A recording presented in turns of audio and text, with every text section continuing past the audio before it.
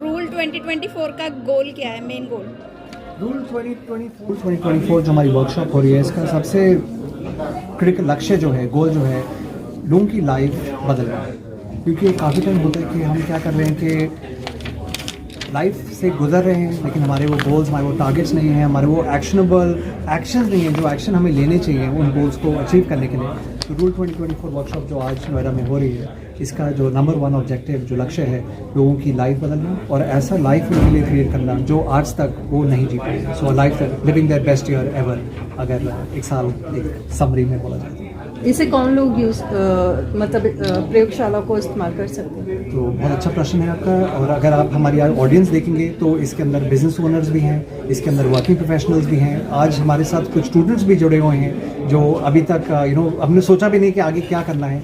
तो गोल्स और आपका जो प्लानिंग है वो ऐसी चीज़ है जो सबसे यूज़ हो सकती है। तो आप बिजनेस ओनर हो या वर्किंग प्रोफेशनल हो, या अभी हो सकता है कि आप, कुछ लोग ऐसे भी हैं जिनकी जॉब जा चुकी है और उनको समझ नहीं आ रहा कि आगे क्या करना है, वो भी आज हमारे साथ यहाँ जुड़े हैं। बिकॉज ये ऐसी लर्निंग्स हैं जो सब अपने साथ लेकर अपनी लाइफ को बदल सकते हैं। सर, मोटिवेशन तो ठीक है, लेकिन वो डिलीवर करना एक बहुत बड़ा चैलेंजिंग होता है। और उस स्टेज पर चैलेंजिंग करना जब डिफरेंट लोग अपने एकेडमी को लेके बैठे होते हैं, उस बेस पर आपका जो मोटिवेशन है वो किस तरीके से होता है?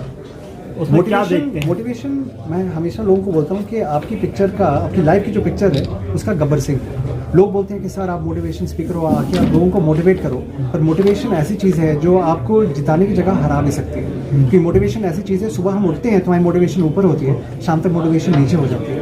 तो मोटिवेशन अपने आप आपको जीत नहीं दिला पाएगी। उसके लिए आज जो हमारा लंच के बाद जो सेशन है, तो गोल्स के साथ एक MAP वाला एक हमारा फ्रेमवर्क है जो मोटिवेशन के अलावा भी आपको नेक्स्ट लेवल पे ले जाएगी। तो नेक्स्ट लेवल तो ठीक है, लेकिन जब हम एकेडमी की बात करते हैं तो एकेडमी में बहुत सी चीज़ें आती हैं, एजुकेशन से लेकर रिलेटिव बिजनेस, फाइनेंस, सब चीज़ें। तो हमें फोकस कहाँ रखना चाहिए, वो किस तरीके से डिलीवर होता है कि हमें मेन फोकस हमारा कहाँ पर होना चाहिए, वो उसको चूज, क्योंकि बहुत डिफरेंट लोग हैं, अलग अलग कैटेगरी के लोग होते हैं, क्योंकि अलग अलग चॉइसेस होती हैं। मोटी देखा जाए तो हमारी लाइफ के अंदर 6 सेक्शंस होते हैं, और सबके लिए, स्टूडेंट हो या बिजनेस ओनर हो या वर्किंग प्रोफेशनल हो।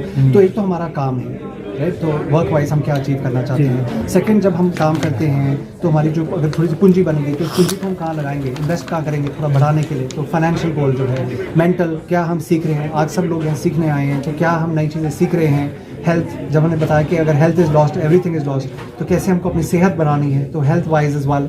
5वीं चीज़ है फैमिली रिलेशनशिप्स। मतलब पैसा तो आता है, पैसा तो जाता है, लेकिन जो आपके रिलेशनशिप्स हैं वो रिलेशनशिप्स आपकी कैसी रहेंगी, तो उसके विषय में भी हमारी बात होती है। और छठी चीज़ है even in terms of on the spirituality side. तो इसमें से अगर देखा जाए, अगर हम स्टूडेंट को पकड़ें तो स्टूडेंट को भी काम परफॉर्म करना ही करना है, अपने जो पढ़ाई है सब्जेक्ट्स में तो अचीव करना ही करना है, तो वो उनके लिए बहुत मायने रखता है। हेल्थ मायने रखता है। आजकल देखा जाए तो स्टूडेंट्स पर इतने ज़्यादा डिस्ट्रैक्शन है, इंस्टाग्राम का ज़माना है, यूट्यूब पे सब लगे हैं, फ़ोन सब अपना देख रहे हैं। तो उसमें से भी आपको थोड़ा टाइम कैसे निकाल के आपको स्पेंड करना है अपने फैमिली मेम्बर्स के साथ। कुछ लोगों ने आज बताया कि हमने मोबाइल फ़ोन बाहर रखना स्टार्ट कर दिया है। तो ये चीज़ें जो होती हैं, ये थोड़ा उस पर फोकस दे के इसको बढ़ाने से भी कई चीज़ें ऐसी होती है कि हम गूगल पर ज़्यादा आजकल डिपेंड हो गए हैं, लेकिन ये नहीं पता कि वो उसको गूगल पे भी हम लोग ही उस पर सर्व कर रहे हैं। बिल्कुल। लेकिन उसमें भी कई चीज़ें होती हैं, लोग अपने आप से उस चीज़ को एक्सेप्ट नहीं कर पाते हैं। वहाँ पर किस तरीके देखा जाता है? तो आपने सही बात पकड़ी कि आज गूगल, यूट्यूब, इंस्टाग्राम, इसका ज़माना जैसे हो चुका है। लोग अपना जो इंटरनेट पे देखते हैं वो बिलीव करते हैं कि यही सही सबसे एंड कभी कभार 100% नहीं होता है। बिल्कुल, काफ़ी हद तक वहाँ थोड़ी मिसगाइडेंस भी हो जाती है। तो इन फोरम्स पे जब आप लाइव किसी से मिलते हैं, कोचेस से, मेंटर से, तब होता है आपको थोड़ा, एक तो आप उनको लाइव देखते हैं कि मतलब क्या ये जो बोल रहे हैं इंटरनेट पे, क्या वो रियलिटी, उसके पीछे कुछ सार भी है, लाइक कुछ सब्सटेंस भी है कि मतलब सब हवा में बातें हैं। क्योंकि आज तो मतलब इन्फ्लुएंसर बनने का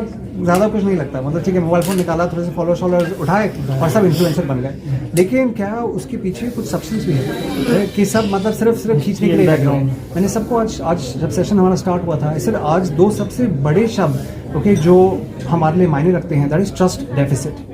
लोग भूल चुके हैं कि किसको ट्रस्ट करना है, राइट। सब मतलब इतनी बड़ी बड़ी बातें करते हैं, बट जब आप उसमें थोड़ा डीप डाउन डिग करेंगे तो आपको दिखेगा कि कुछ भी नहीं। Sir, corporate and connectivity, finance connectivity और कॉर्पोरेट कनेक्टिविटी किस तरीके से यहाँ पर डिलीवर हो गया? तो एक तो जब आप अपने कंफर्ट जोन से निकलते हैं और जब बाहर आते हैं, लोगों से आप मिलते हैं, तो उस केस के अंदर what is gonna happen is that आप आपको नए आइडियाज़ आएंगे, कोलैबोरेशन के अपॉर्चुनिटीज़ आएंगे। तो एक तो अब पैंडेमिक के बाद क्या हुआ कि सब लोग अपना कंप्यूटर के बाहर कंप्यूटर के पीछे जो है बहुत कंफर्टेबल हो गए हैं। तो आपको बाहर निकलना बहुत इंपॉर्टेंट है। It's very very important to get out and exchange ideas. Comfort zone से जो है वो वहाँ से आपको थोड़ा बाहर निकलना होगा, बिकॉज जो सक्सेस है, जो अचीवमेंट है, वो चीज़ें होती हैं सिर्फ आपके कंफर्ट जोन के। तो फर्स्ट राउंड में आपका मैसेज क्या रहा? फर्स्ट राउंड के अंदर मैसेज रहा हमारा इंट्रोस्पेक्शन का कि जो साल हमारा जा चुका है उसका पहले हमने रिपोर्ट कार्ड बनानी है कि अभी हम कहाँ हैं। क्योंकि अगर हम नहीं जानते कि हम कहाँ हैं तो हम ये नहीं अपना जान पाएंगे कि आगे हमें कहाँ जाना है। तो वो बहुत मायने रखता है। मेरा सफ़र तो मतलब बहुत ही बढ़िया रहा। अगर देखा जाए तो गोल सेटिंग की शुरुआत मैंने की थी जब मैं 16 साल का। तो डिफेंस कॉलोनी के अंदर एक आर्चिज़ गैलरी से किताब खरीद के वहाँ मैंने स्टार्ट किया था गोल सेट करना। अब उस बात को 30 साल हो चुके हैं। एंड देखा जाए तो अच्छी चीज़ें हैं, बड़ी कंपनियां हैं, फैमिली भी, लाइफ भी अच्छी है, बच्चे भी सॉर्टेड हैं, स्टूडेंट्स का रिस्पेक्ट भी है, उनका आदर और प्रेम भी है, एंड आप सब लोगों का भी साथ है। तो सब बहुत मायने रखते हैं। तो मैं तो यही बोलता हूँ कि हर साल पिछले साल से बेटर ही रहता है और बेटर ही बनना चाहिए। गौरव भगत अकेडमी कहाँ देखती है? गौरव भगत एकेडमी का हमारा जो एकेडमी है वो सेक्टर 6 नोएडा के अंदर है। तो वहाँ हमारा ट्रेनिंग रूम है। आज उस ट्रेनिंग रूम में हम फिट नहीं कर पाए क्योंकि उस ट्रेनिंग रूम में 30 से 35 लोग होते हैं। आज आप देख रहे हैं 70 से ज़्यादा लोग इधर हैं। तो वहाँ हमारे सेशन होते हैं। लेकिन गौरव भगत एकेडमी ऑल्सो स्टूडेंट्स के साथ बहुत काम कर रहे हैं। मैं यूनिवर्सिटीज़ में जाता हूँ। पिछले हफ्ते मैं SRCC में था, उससे पहले मैत्री में था, APJ स्कूल द्वारका में था। तो यहाँ जाके फ्री ऑफ कॉस्ट में सेशन डिलीवर कर रहा हूँ। तो हमारी जो यूथ है वो थोड़ी बहुत अभी डिस्ट्रैक्टेड है। उनको अपना इतने ज़्यादा उनके पास इनपुट्स आ रहे हैं सब जगह से कि उनको समझ नहीं आ रहा कि सच क्या है, राइट? इन्फॉर्मेशन ओवरलोड है। तो उन बच्चों के साथ जाके भी काफ़ी टाइम मैं अपना स्पेंड कर रहा हूँ। तो एक तो स्टूडेंट्स के साथ हमारे इनिशिएटिव है ही हैं, लेकिन बाकी कॉर्पोरेट और बिजनेस ओनर्स के लिए। अच्छा, AI की बात ज़्यादा हो रही है तो कैसे देखते हैं आर्टिफिशियल इंटेलिजेंस को? किस तरीके से इस मोटिवेशन में देखते हैं आगे ऑनलाइन? बहुत इंटरेस्टिंग टॉपिक है। AI अभी ऐसा चीज़ है जो अभी रिलेटिवली नई है, लोग समझ नहीं पाए हैं कि मतलब इसका फार रीचिंग इम्प्लीकेशन क्या होगा। आप मीडिया के अंदर भी देख रहे होंगे कि काफ़ी डिपार्टमेंट्स हैं जहाँ जो लोग वीडियो एडिटिंग में थे, 20-30 लोग के डिपार्टमेंट थे, उसमें से 10 को नमस्ते कर दिया गया है कि बोले यार ये तो AI भी कर देगा। तो मेरे हिसाब से लोग बहुत जंप कर रहे हैं AI की तरफ। अभी ज़्यादातर लोग समझ नहीं पाए हैं, बट लेकिन एक्साइटिंग टाइम है। और आई थिंक आगे जाके जो AI करेगा, मतलब मोटिवेशन और ट्रेनिंग इंडस्ट्री का तो एक साइड आप कर दें, मतलब हर इंडस्ट्री को मतलब बदलने वाला है, टोटली अपना फ्लिप करने वाला है उन्हें साइड। तो जैसे जब शुरू में 80s के अंदर जब कंप्यूटर्स आए थे, उसका जो इम्पैक्ट था मेरे हिसाब से, तो उससे भी ज़्यादा इम्पैक्ट अब आगे होने वाला है। सर, लास्ट में सफलता का मूल मंत्र क्या है आपके हिसाब से? Okay, super question. और मेरे हिसाब से अगर मैं अपनी पर्सनल जर्नी से बात करूंगा तो मेरे हिसाब से नंबर 1 चीज़ है एटीट्यूड। क्योंकि अगर आपका एटीट्यूड, अगर आपका माइंडसेट अगर वो सही है तो सब कुछ सही है। अगर आपका एटीट्यूड ही गलत है, अगर आप चेंज करने के लिए, सीखने के लिए तैयार नहीं है, नई चीज़ अडेप्ट करने के लिए तैयार नहीं है, तो दुनिया का कोई भी कोच आ जाए और आपके आगे खड़ा हो जाए, वो आपको चेंज नहीं करता। इंट्रोडक्शन और देते हैं बात। Thank you. तो मैं हूँ गौरव भगत एकेडमी का फाउंडर और ओनर।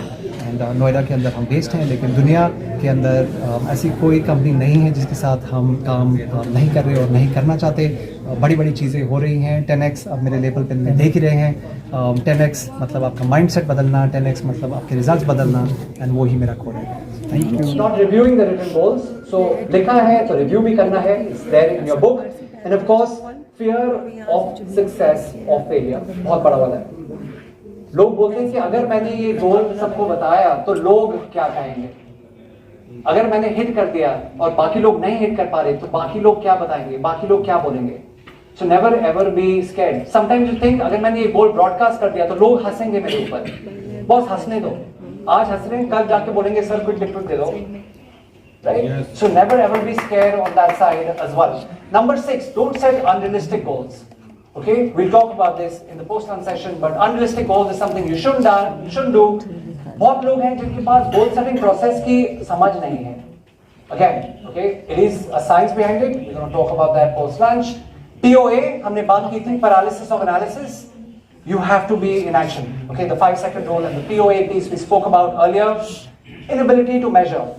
कि आप मेजर नहीं कर पाए, अपने स्टार्टिंग पॉइंट और फिनिशिंग पॉइंट अगर सेट नहीं किया है, if you haven't set that point, then how will you be able to measure anything, right?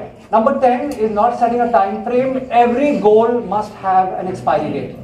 तो अगर आपने कुछ अचीव करना है, so you set a date in the coming year. Okay, it could be like a date in June, a date in July, a date in August, a date in December, but you must have an expiry date. Okay, so that is extremely important as well. And sometimes what happens is our priorities change over the year. So maybe our goal was something else, but something happened in that year. और उस वजह से हमारी priority change हो गई. Has this ever happened to someone? And would that person like to share as well in terms of how maybe your priority had changed over the course of the year?